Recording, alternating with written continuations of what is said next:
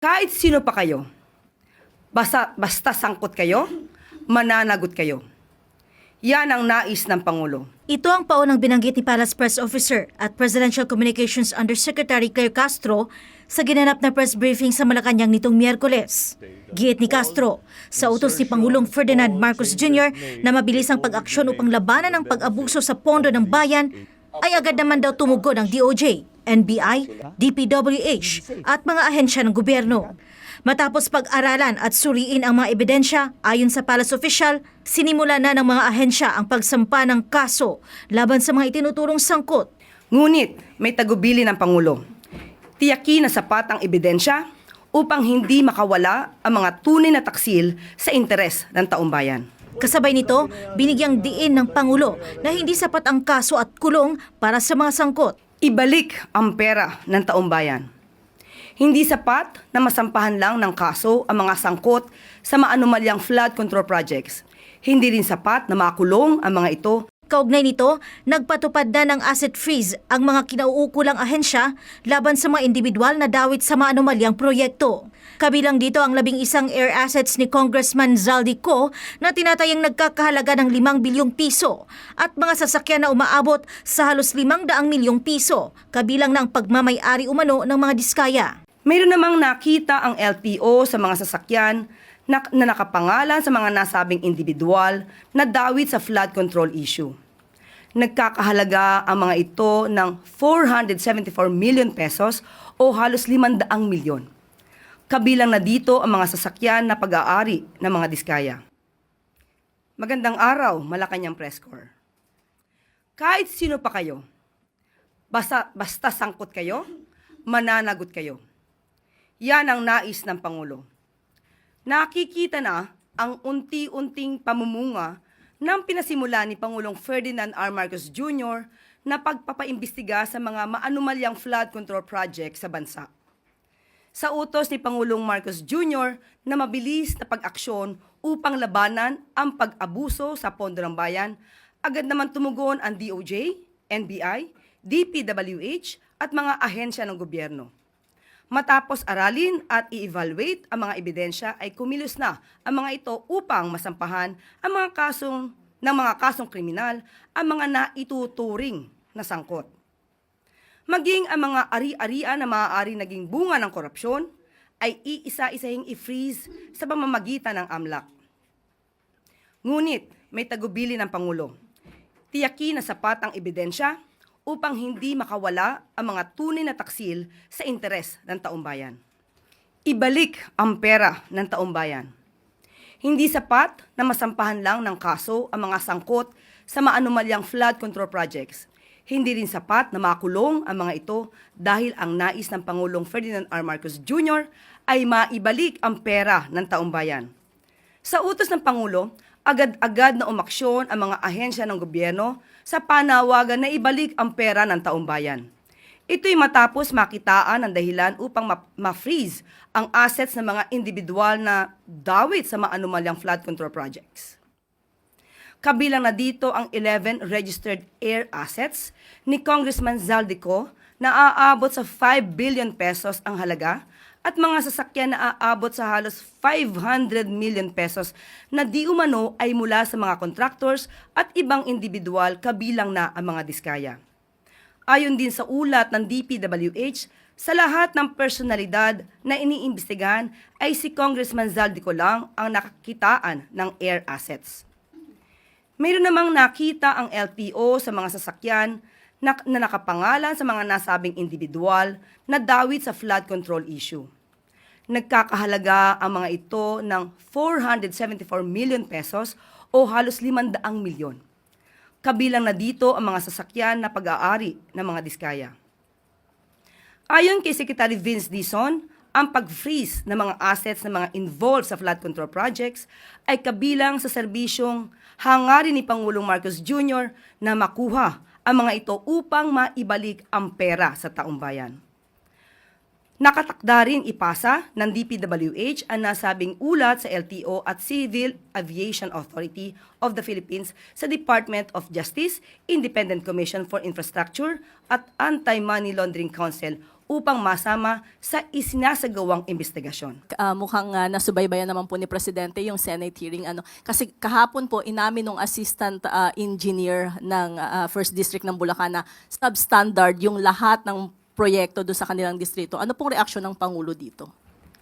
Unang-una po, nakakalungkot na malaman yan. Hindi lamang po ang Pangulo ang malulungkot. Lahat po tayong taong bayan ay malulungkot po sa nakita at nasabing ganyan na kumbaga itong mga proyektong to ay para sa kalahatan, para sa ikagiginhawa ng mga kababayan natin. Pero ang mga gumiginhawa ay yung mga tao lamang na siyang nagpapayaman.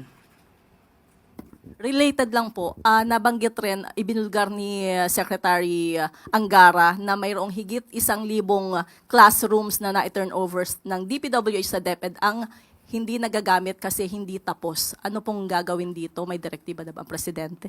Kung ano po ang dapat mapakinabangan at kailangan maayos, dapat pong ayusin sa pinakamabilis na panahon para po mapakinabangan to dahil sayang po mga pera na nagamit dito. Kung kinakailangan kumpuniin, dapat makumpuni ng agaran.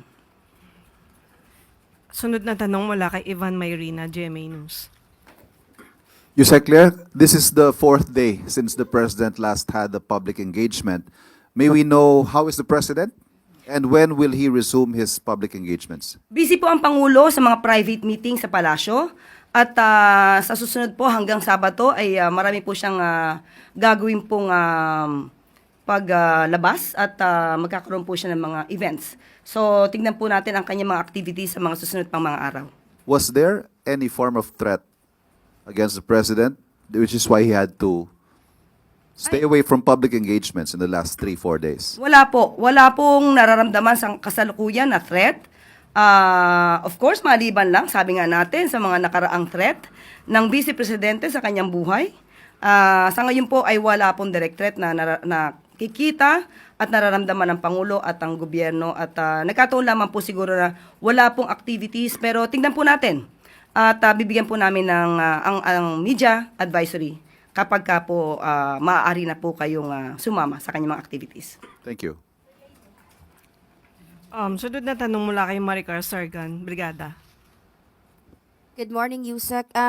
Regarding din po sa nangyaring hearing kahapon sa Senado, isa sa mga binanggit po ng contractor na si Curly Discaya regarding sa kickback scheme, nabanggit niya po kasi na nagkaroon ng parang comparison regarding doon sa mga iniaabot daw po ng mga contractor sa mga proponent na kandidato. Sa panahon daw ni President Duterte sa panahon ni President Pinoy, umaabot lang daw po sa 10% yung binibigay. Sa panahon ni President Duterte, nasa 12 to 15. But sa panahon daw po ni President Marcos ngayon, nasa 25 to 30 yung total na porsyento ng proyekto na hinihingi ng mga congressman. Any reaction po from the palace? Galit po ang Pangulo sa ganyan.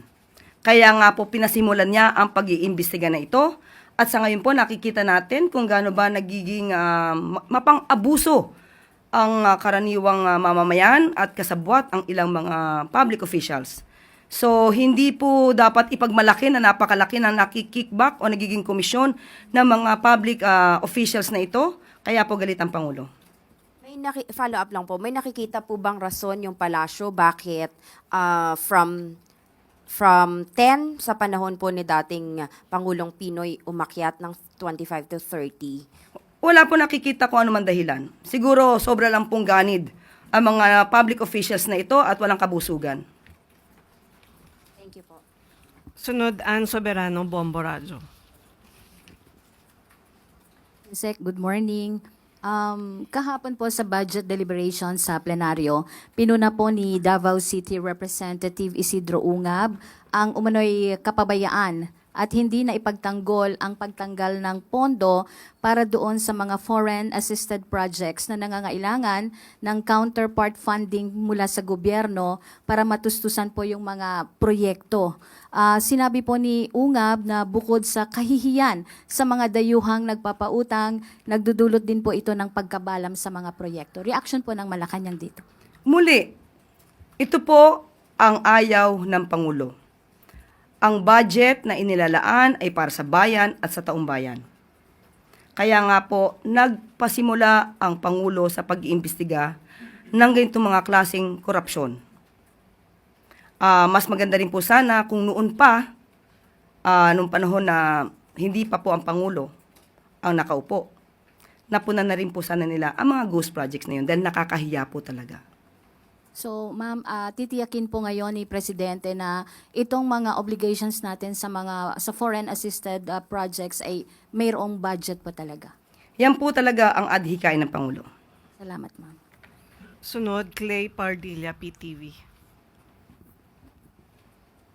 Good morning po, Yusek. Yusek, na pagtalunan po sa Senate, what is Malacanang's stand on requiring the Discayas to return their allegedly ill-gotten wealth before being admitted po to the Witness Protection Program? Thank you. Totoo naman na hindi categorically nakasaad na dapat na may iba pang mga requirements bago ma-subject or mabigyan ng benepisyo ang isang witness under the Witness Protection Program. Pero isinasaad din po sa RA 6981, RA 6981, Section 5, Paragraph E. And I quote, "To cooperate with respect to all reasonable requests of officers and employees of the government who are providing protection under this Act." So, in other words, malaya po na makapagbibigay ng mga reasonabling requirements or mga kondisyon ang DOJ bago po maisama ang isang witness under the Witness Protection Program. Unang-una po, kapag sinabi po natin na sasalang dito, sila po ay kinakailangan magsalita, magsabi ng katotohanan, buong katotohanan, tell all, kumbaga. Kapag sinabi nilang tell all, ibig sabihin pati yung liabilities nila ay dapat na maisiwalat. At kapag may pag-amin na sa kanilang naisiwalat na kanilang di umanong pagnanakaw sa kaban ng bayan, hindi po ba nararapat din na isoli nila ito upang makita ang kanilang good faith instead na hintayin pa na ang gobyerno ang magsampa ng kaso sa kanila? Ang mga witness na nagnanais ng protection mula sa gobyerno ay humihingi ng tulong sa gobyerno. Hindi po ba dapat din na sila'y magbalik sa gobyerno habang sila ay pinoproteksyonan? Gagastusan sila ng gobyerno, so kailangan din po na sila ay tumulong sa gobyerno. Bakit pa natin hihintayin na ang gobyerno ay magsampa ng kaso para mabawi ang mga nanakaw nila kung sila naman mismo ang umaamin na sila ay minanakaw sa gobyerno?